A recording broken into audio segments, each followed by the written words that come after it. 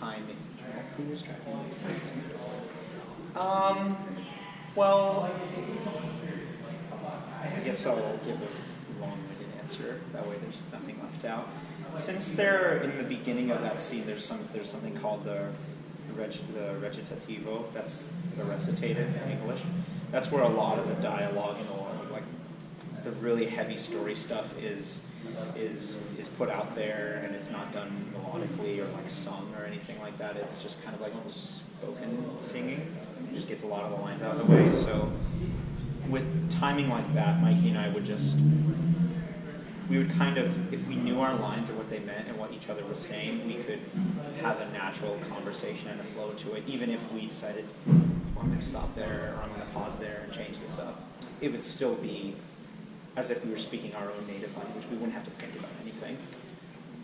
So the timing of that was just kind of dependent upon how each of us took our dialogue.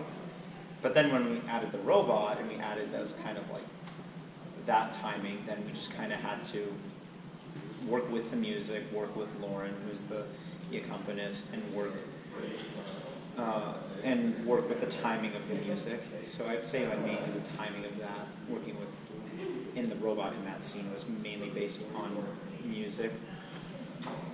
But then when there were the times when there was interludes without anyone singing, I would try to, either Mikey or I would try to fill those interludes with like kind of like actions or movements that inform our characters and how they feel towards this. So, long-winded answer, timing was, it depends. The timing was dependent upon, it depends. So this in case of non-verbal time, when you're not singing, so at that time, did the robot move? I could, oh yeah, okay. Okay, you asked something then.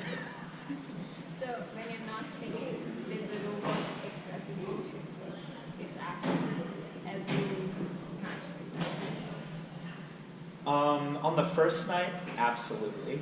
The first night was either through pure luck or through the ingenuity of the people behind this, which I'm so impressed by. It's not to knock it or anything. It's an amazing piece of art, shall I say. First night, it was great. It responded in time with the music when our blocking was staged, which at some points it worked smoothly, and I think it really helped add to the story and helped ground Mikey and I in not necessarily reality, but the reality of the story.